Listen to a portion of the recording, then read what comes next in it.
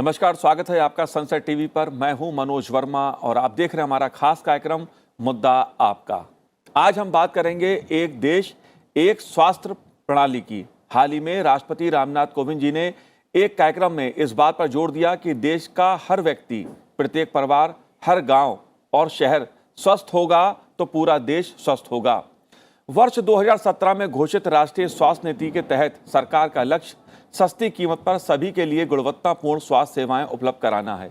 केंद्र सरकार भी एक राष्ट्र एक स्वास्थ्य प्रणाली के मुद्दे पर नीतिगत निर्णय ले रही है ताकि देश के 135 करोड़ लोगों को बेहतर स्वास्थ्य सेवाएं मिल सकें। एक देश एक स्वास्थ्य प्रणाली से क्या तात्पर्य है, इसका देश के लोगों को कैसे फायदा होगा, कितना फायदा होगा, इन्हीं सवालों के जरिए एक देश एक स्वास्थ्य प्रणाली पर चर्चा करेंगे और इसे समझने की कोशिश करेंगे। खास मेहमान हमारे साथ जुड़े हुए हैं। हमारे साथ नीति आयोग के वरिष्ठ सलाहकार स्वास्थ्य डॉक्टर के मदन गोपाल जी जुड़े हुए हैं। मदन गोपाल जी, आपका बहुत बहुत स्वागत है सनसेट टीवी पर।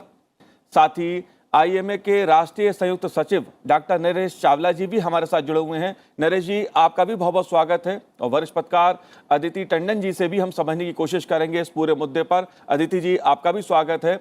राष्ट्रीय जो आरोग्य भारती संस्था है उसके संगठन सचिव, राष्ट्रीय संगठन सचिव डॉक्टर अशोक कुमार वार्ष्णेय जी भी हमारे साथ जुड़े हुए हैं। अशोक जी, आपका भी बहुत बहुत स्वागत है सनसेट टीवी पर। लेकिन सबसे पहले मदन गोपाल जी, मैं आपसे समझना चाहूंगा क्योंकि एक बहुत बड़ा मुद्दा है हमारे देश की स्वास्थ्य सेवाओं का सवाल है। ये हर आदमी से जुड़ा एक मुद्दा है।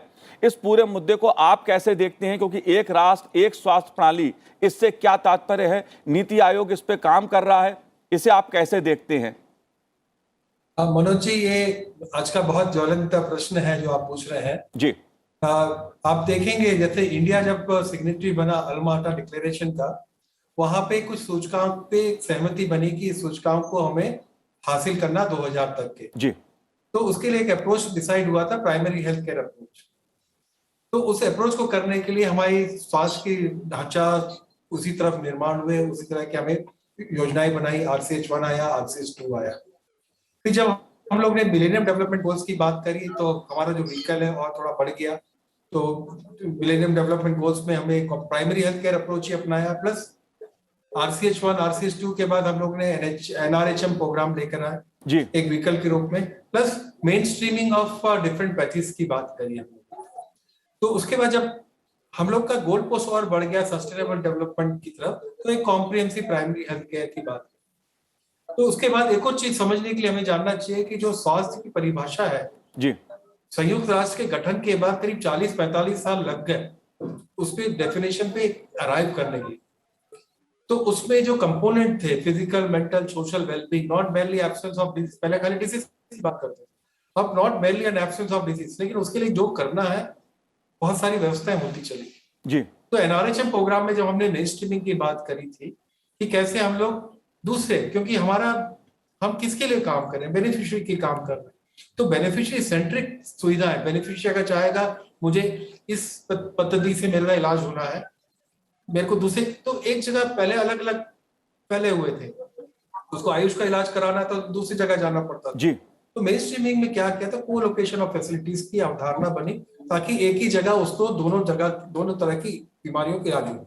मोटा मोटा जो फोकस था बेनिफिशियरी तो इलाज कराने दें, चॉइस हम बेनिफिशियरी को दे रहे हैं कि आप कहाँ इलाज कराना चाहते हैं। ऐसा नहीं कि कोई थोप रहे हैं कि आप ये इलाज कराएं, नहीं, बेनिफिशियरी को चॉइस दिया गया।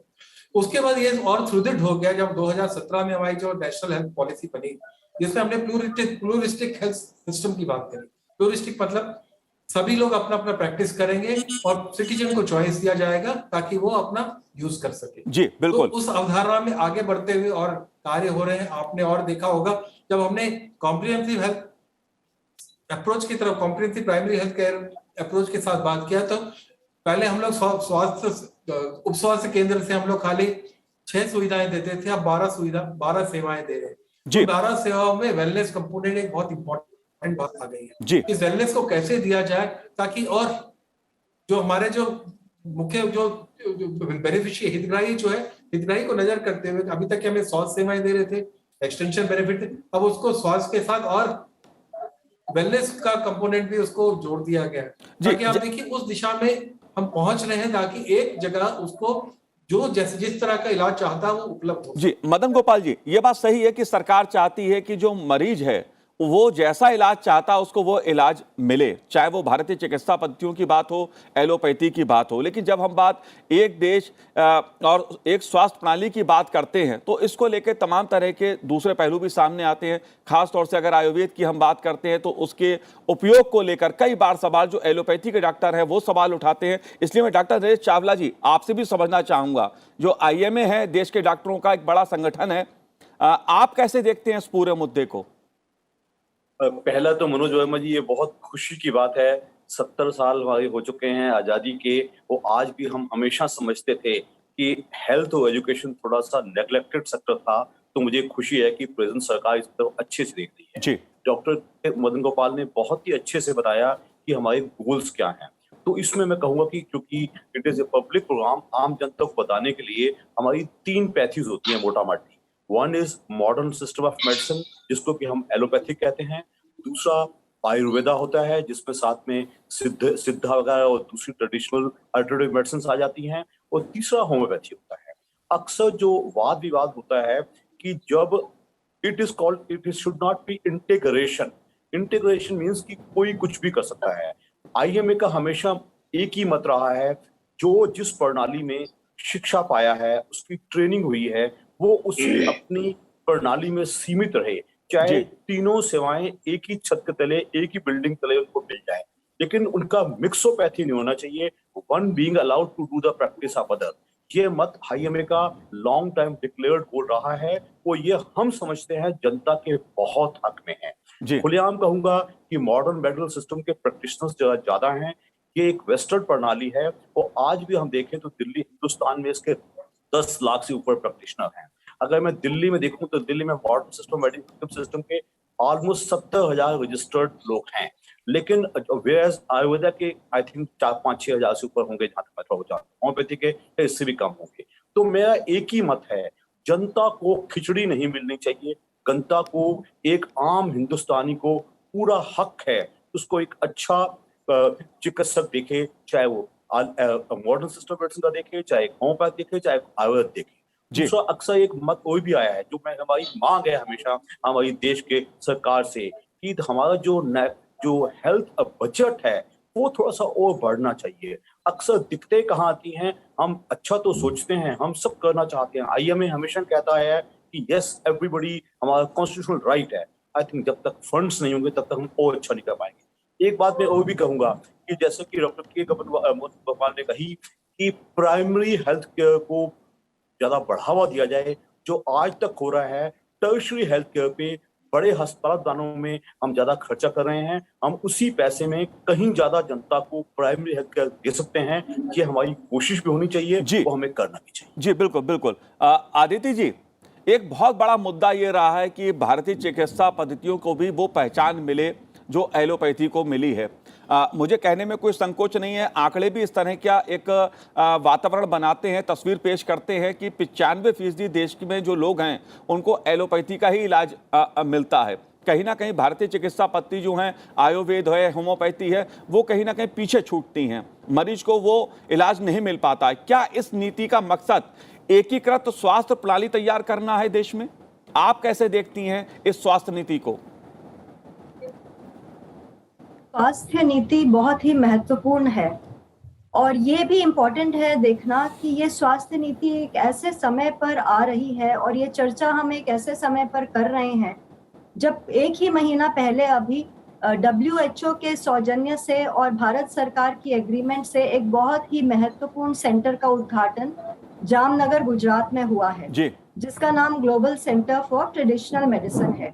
उस global centre for traditional medicine का सबसे इम्पोर्टेंट जो मैंडेट है, जिसको कहते हैं मंतव्य है, वो यही है कि दुनिया भर के जितने भी देश हैं जो ट्रेडिशनल मेडिसिन किसी ना किसी फॉर्म में प्रैक्टिस करते हैं, उनको एक रिलायबल एविडेंस दिया जाए ट्रेडिशनल मेडिसिन प्रैक्टिसेस को यूज करने के लिए और एविडेंस बेस्ड प्रोडक्ट्स को मार्केट में लॉन्च करने के लिए।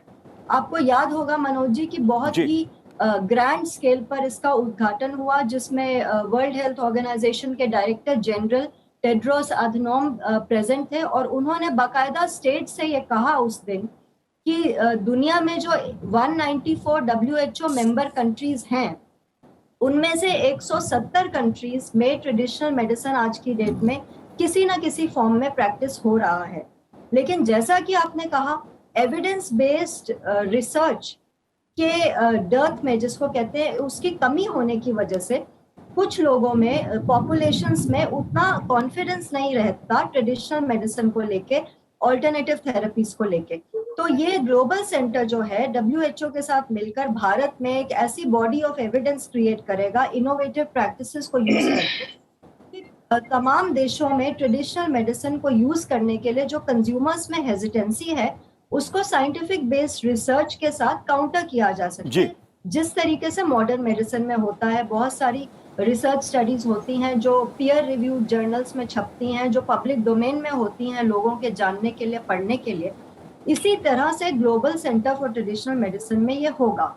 और आपको जानकर आश्चर्य होगा मनोज जी कि देश पूरे वर्ल्ड की करीब 80% जो पॉपुलेशन है वो ट्रेडिशनल मेडिसिन किसी ना किसी फॉर्म में इस्तेमाल करती है जी। हम अक्सर ये भूल जाते हैं कि मॉडर्न मेडिसिन के प्रोडक्ट्स जो आज की डेट में मार्केट में अप्रूव्ड हैं, उनमें से बहुत से प्रोडक्ट्स तो ऐसे हैं जिनमें नेचुरल डेरिवेटिव्स हैं। फॉर एग्जांपल, आप एस्पिरिन को देखिए। एस्पिरिन कहाँ से बनी है? एस्पिरिन की जो ओरिजिनल मेडिसिन फॉर्मुलेशंस हैं वो विलो ट्री की बाग से बनी है। उसी तरीके से चाइल्ड कैंसर ट्रीटमेंट्स के बहुत सी ऐसी थेरेपीज हैं जिनके नेचुरल डेरिवेटिव्स हैं, जैसे कि रोजी पेरीविंकल, उसमें से कैंसर जो है, चाइल्ड कैंसर ट्रीटमेंट्स अवेलेबल हुए हैं। उसी तरीके से कॉन्ट्रासेप्टिव पिल्स कितनी सारी हैं जो वाइल्ड याम प्लांट्स के रूट से बनी हुई हैं। आर्टेमिसिनिन जो मलेरिया कंट्रोल में यूज होता है, उसका ओरिजिनल टेक्स्ट चाइना की एंशियंट मेडिसिन प्रैक्टिसेस में हमें मिलता है। उसी तरीके से भारत में भी हर्बल मिक्सचर्स का एक बहुत बड़ा ट्रेजर हाउस है, जिसको पहली बार ग्लोबल सेंटर ऑफ मेडिसिन जो WHO के साथ भारत सरकार चलाएगी, आयुष मंत्रालय चलाएगा, उसमें बहुत सारे प्रोडक्ट्स पे एक्सपेरिमेंट्स करके बकायदा मेडिसिनल फॉर्मुलेशंस को मार्केट में लॉन्च किया जाएगा और वो कंज्यूमर्स का कॉन्फिडेंस बढ़ाएंगी। आपका जो मूल प्रश्न है, आदित्य जी, मैं आपसे मेडिसिन में जो रिसर्च होने जा रही है करीब $250 मिलियन की लागत से ये सेंटर बना है। नहीं, ये बात ठीक है कि भारतीय चिकित्सा पद्धति हो या चिकित्सा का कोई भी माध्यम हो, उसमें रिसर्च को लेकर सरकार लगातार उस पर जोर दे रही है, बढ़ावा दे रही है। लेकिन डॉक्टर अशोक जी, मैं आपसे समझना चाहूंगा, जो थोड़ी देर पहले बात डॉक्टर नरेश ने कही कि ठीक है, आप दूसरी चिकित्सा पद्धतियां भी उपलब्ध कराइए, अच्छी स्वास्थ्य सेवाएं दीजिए, लेकिन स्वास्थ्य सेवाओं के नाम पर उसे खिचड़ी मत बनाइए। आयुर्वेद को लेकर या दूसरी पद्धतियों को लेकर भी सवाल उठता है। इसे आप कैसे देखते हैं, इस पहलू को? मनोज जी, ये बात सही है कि आरोग्य भारत की भी या देश का कोई भी व्यक्ति मिक्सोपैथी का समर्थन नहीं करता है और ना ही करना चाहिए। जिस विद्यार्थी ने जिस पद्धति से प्रशिक्षण प्राप्त किया है उसको उसी में ही प्रैक्टिस करनी चाहिए।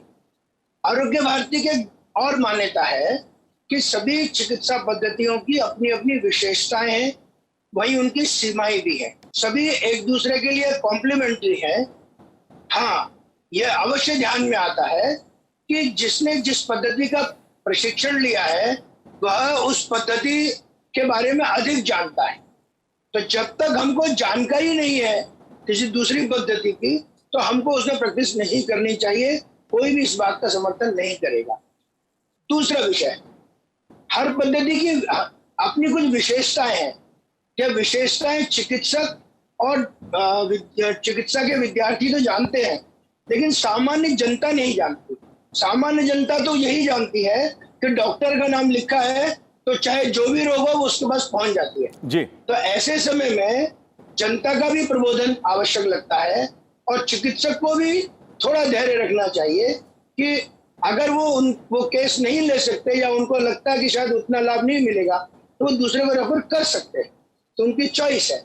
जैसे मदन गोपाल जी ने कहा, बिल्कुल सही कहा कि हम पेशेंट को या बेनिफिशियरी को ऑप्शन देंगे। बिल्कुल सही बात है, ये ऑप्शनल है कि अगर किसी व्यक्ति को लगता है कि नहीं मुझे आयुर्वेद में जाना चाहिए, जा सकता है। आरोग्य भारती और एक बात कहती है कि हेल्थ को हमेशा टोटलिटी में देखना चाहिए। प्रिवेंटिव एस्पेक्ट उसका एक बड़ा पार्ट है, थेरेप्टिक एस्पेक्ट भी एक पार्ट है। और इसलिए आज पूरे देश भर में एनसीडी, नॉन कम्युनिकेबल डिसीजेस की संख्या बड़ी मात्रा में है जी। मुझे जहां से कुछ जानकारी मिली है, शायद वो 83% तक पहुंच, वो कम अधिक आंकड़ा हो सकता है, लेकिन इनकी संख्या बहुत बड़ी है। तो हम आरोग्य भारती में प्रिवेंटिव एस्पेक्ट पर काम करते हैं और लोगों को मोटिवेट करते हैं कि वे इन प्रिवेंटिव एस्पेक्ट्स का पालन करें और स्वस्थ रहें। जहां तक पद्धति की बात है, एक दूसरे पद्धति के बारे में अगर हम जानकारी कर सकते हैं तो अवश्य करना चाहिए जी। आरोग्य भारती ने नीति आयोग के साथ भी और 2014 में भारत सरकार के स्वास्थ्य मंत्रालय के साथ भी डिस्कशन किया था। नीति आयोग के साथ तो ऑनलाइन ही चर्चा हो पाई और उनका ड्राफ्ट भी सबमिट किया था हमने इस विषय पर। और कुल मिलाकर विद्यार्थियों को सभी थेरेपीज के फंडामेंटल्स की जानकारी हो जी, जिससे वो एक दूसरे का सम्मान कर सकें और एक दूसरे के लिए कॉम्प्लीमेंट्री हो सके। जी जी। कुछ विषय ऐसे हैं जो सभी विद्यार्थी, वो एलोपैथी होगा, आयुर्वेद होगा, होम्योपैथी होगा, फिजियोथेरेपी होगा, सब पढ़ते हैं। फिजियोलॉजी, पैथोलॉजी, एनाटॉमी, बायोकेमिस्ट्री सभी पढ़ते हैं। एथिकल पार्ट सभी के लिए समान है, टेक्नोलॉजिकल पार्ट सभी के लिए समान है। जी बिल्कुल, जाहिर सी बात है कि अगर हम सबको स्वास्थ्य सेवाएं, बेहतर स्वास्थ्य सेवाएं मिलें, महत्वपूर्ण ये मुद्दा है। लेकिन जी अदिति जी कुछ कहना चाह रही हैं आप? मैं बस इतना ही कहना चाह रही थी कि बहुत अच्छे से जो एक्सपर्ट्स ने समझाया है कि एक ऑप्शन क्रिएट करने की बात है पेशेंट्स के लिए।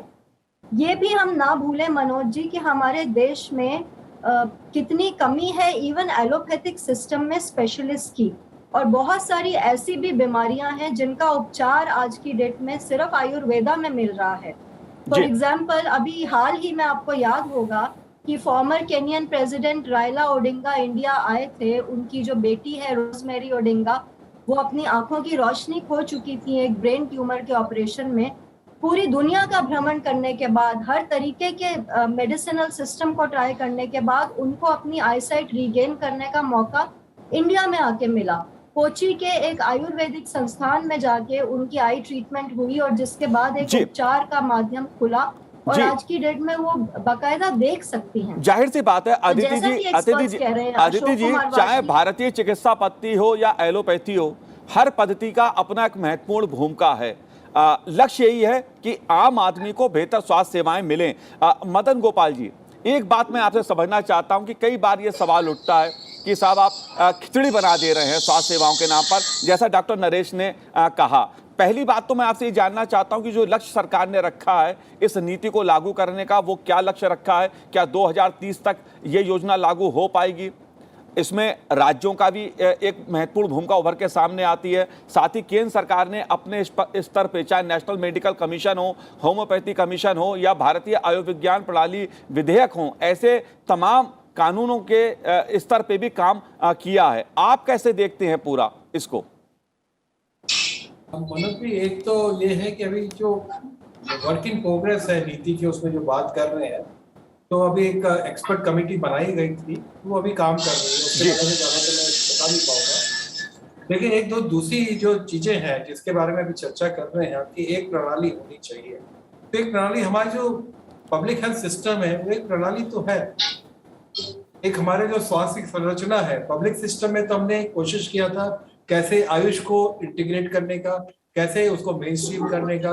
उसके बाद एक जो प्रिवेंटिव प्रोमोटिव वाला जो एस्पेक्ट है, उसमें वेलनेस वाला कंपोनेंट जुड़ा हुआ है। साथ साथ में जो नेशनल एनपीसीडीसी प्रोग्राम जो है, उसमें कुछ ब्लॉक्स में डायबिटीज और आपके जो नॉन कम्युनिकेबल डिसीज है उसके ऊपर एक पायलट भी चल रहा है, क्योंकि रिसर्च बहुत इंटीग्रल पार्ट है। जैसे एम्स में आपका योगा एंड आपके जो एनसीडीज पे काफी दिनों से काम चल रहा है, वैसे ही अभी एमसीडीज के साथ 7-8 ब्लॉक्स में काम चल रहा है। तो उसके अलावा जो दूसरे आयाम है, जैसे आपका न्यूट्रिशन है, आयुष आहार है एंड अदर एस्पेक्ट्स है, उस पर भी काफी काम हो रहा है।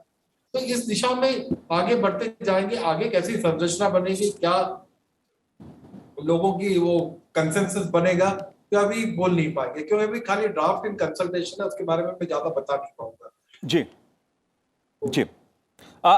नई शिक्षा नीति में भी खासा जोर दिया जा रहा है इस बात को लेकर कि हमारी जो चिकित्सा व्यवस्था है उसको कैसे इंटीग्रेटेड बनाते हुए आम लोगों को लाभ उसका मिले। नई शिक्षा पद्धति के लिहाज से आप कैसे देखते हैं मदन गोपाल जी इसको? होकर फिर आगे की बात करनी है, वो देख इंटेंशन आ गया कि इसको करना है जी। इसको कैसे करना है ताकि सभी पच्चीस की शुद्धता भी बरकरार रहे और आगे का काम भी हो सकते और व्यक्ति को एक चॉइस करने का अवसर मिल सके।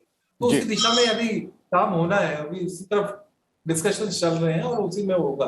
लेकिन अभी मदन इसको गोपाल अभी जी, तो मेरे तरफ से बोलना बहुत प्रीमैच्योर जी होगा। मैं समझ रहा हूं आपकी इस बात को भी, इस पहलू को भी, आपके भाव को मैं समझ रहा हूं, लेकिन एक बात मैं जानना चाहता हूं कि नरेश जी ने इस सवाल को उठाया। नरेश जी चूंकि यहां पर आईएमए का प्रतिनिधित्व करते हैं, लंबे समय से मैं इन सवालों को देखता रहा हूं कि आईएमए जो है वो आयुर्वेद, भारतीय चिकित्सा पद्धतियों की डॉक्टर्स जो हैं उनकी भूमिका को लेकर सवाल उठाता रहा है। आप कैसे देखते हैं? क्योंकि देश केवल शहरों में ही नहीं बसता है, गांव में भी लोग रहते हैं, बड़ी संख्या में गांव में लोग रहते हैं। वहां पर आयुर्वेद डॉक्टर्स हों या भारतीय चिकित्सा पद्धति के डॉक्टर हों, उनकी भूमिका खासी महत्वपूर्ण हो जाती है। बिल्कुल सही बोल रहे हैं कि अभी जैसे प्लूरिज्म की बात करी थी, वो भी एक अभिन्न अंग है। अगर आप देखेंगे कोई जितने कॉर्पोरेट हॉस्पिटल है, कोई नर्सिंग होम देखेंगे, आईएमए को थोड़ा सा आत्मचिंतन करना चाहिए कि कितने हम लोग आयुष अस्पताल, आयुष के डॉक्टर्स को हम लोग हमारे उसमें डिप्लॉय करते हैं। एक तो वो है, उसके ये चर्चा का विषय नहीं है, और दूसरा ये है कि जब आप बात करेंगे, कोविड के समय में भी मिलजुल कर काम किया गया है, जिसके कारण परिणाम बहुत अच्छे देखने को मिले। सब जगह मिलकर काम हो रहा है, ऐसा नहीं कि एक आप अलग हैं हम अलग हैं, ऐसा नहीं। दोनों देखना है कि कौन सी पैथी क्या लाभ दे सकती है। जैसे अशोक जी ने बताया कि वी हैव टू सी कि कौन सी चीज किसके लिए लाभकारी होगी। आदित्य जी ने भी वही बताया कि जैसे बाहर के लोग आए इलाज कराएं, बहुत सारी चीजें। जैसे आप रिसर्च की बहुत आवश्यकता है आयुष और उसको आगे ले जाने के लिए। आप देखेंगे कि एंटीबायोटिक के रिसर्च में हम लोग पूरा ऊपर तक पहुंच गए, we are saturated with antibiotic research.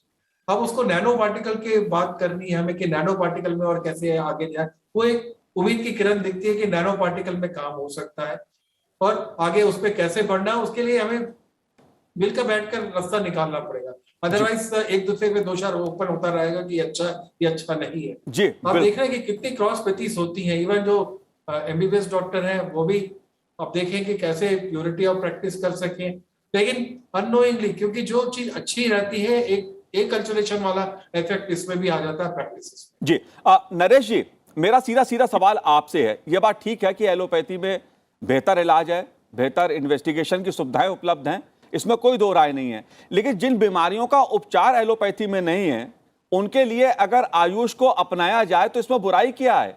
दुनिया के तमाम देशों में जो उनकी चिकित्सा पद्धति है उसका इस्तेमाल किया जा रहा है।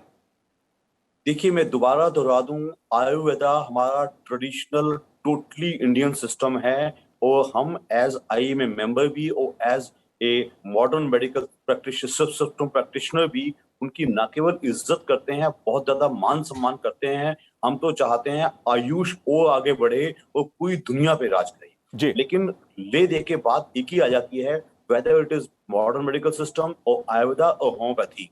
आजकल जमाना है एविडेंस बेस्ड मेडिसिन का, हर चीज का एविडेंस है। आपने देखा होगा जब तक कि हमारी कोविड की वैक्सीन आई थी, चाहे वो हिंदुस्तान की वैक्सीन थी चाहे विदेशी वैक्सीन थी, जब तक पूरे trials, double blind studies, crossover studies जब तक ये हो ना जाए तब तक ड्रग रिलीज नहीं की जाती। It is true of many new molecules for newer disease of diabetes, cancer, hypertension, आज भी होता है। तो बिल्कुल ठीक कहा गया, इसमें कोई शक नहीं है कि एक दूसरी की जो प्रणालियां हैं उनकी इज्जत होनी चाहिए और मरीज को सहमत हूं। मैंने सिर्फ इतना ही कहा था, some time back there was a talk कि AYUSH people are being asked to prescribe modern medical system medicines. वो जो थोड़ी क्वैकरी हो जाती है उसको IMA as a policy oppose करता है। अदरवाइज हम तो चाहते हैं आयुष की इतनी ग्रोथ हो कि पूरी दुनिया पे वो राज करे, इसमें कोई बुराई नहीं है। मरीज को बेस्ट मिलना चाहिए। Every Indian, every citizen of the world has a right to get best of medicine. वो हम उसकी पैदाइश करते हैं। होता क्या है कि हमने जो देखा है, even if I practice in Delhi, if I see Delhi, I see lots of जो आयुष वाले जो आयुर्वेद वाले डॉक्टर्स हैं, they take on to allopathic medicine. वो ये काम ओपनली चल रहा होता है। मैं तो कहता हूं they restrict themselves to Ayurveda only. Ayurveda में रिसर्च ज्यादा हो, इतना आगे बढ़े। प्याज अच्छा है, प्याज कितना अच्छा है, इसकी स्टडीज हों, ये पूरी दुनिया में पहुंचे। हल्दी अच्छी है, ये पूरी दुनिया में पहुंचे। हमारी ट्रेडिशनल मेडिसिन और आयुर्वेदा बहुत क्लोज हैं। हम तो चाहें कि इसको, वो क्या है कि अमेरिका में वो हमारी आयुर्वेदिक दवाइयों के पेटेंट ले लेते हैं और वो हम कर नहीं पाते। तो इंडिया में आयुष की तरक्की होनी चाहिए, उससे मरीज को फायदा मिलना चाहिए। आईएमए इस बात को टोटल सपोर्ट करती है, लेकिन आईएमए अपोज करती है एनी काइंड ऑफ क्वैकरी और any kind of mixopathy. That is all. जी जी, यह मुद्दा जो है बहुत बड़ा मुद्दा है और इस पे जितनी चर्चा की जाए उतना कम है, क्योंकि लोगों के स्वास्थ्य से जुड़ा मुद्दा है, अलग अलग चिकित्सा पद्धति से जुड़ा यह मुद्दा है। इसलिए मुझे कार्यक्रम को ही रोकना पड़ेगा। और अगर बात कोविड काल की जाए तो हमने देखा कि एलोपैथी और किस तरह भारतीय चिकित्सा पद्धति ने मिलकर लोगों को राहत पहुंचाने का काम करा है। कोविड संक्रमण के दौरान यह उदाहरण हम सभी ने देखा है। इसलिए आप चारों ने इस कार्यक्रम में भाग लिया, आपका बहुत बहुत धन्यवाद सनसद टीवी से बात करने के लिए। तो आज हमारे इस कार्यक्रम में इतना ही। मुझे दीजिए आज्ञा। नमस्कार।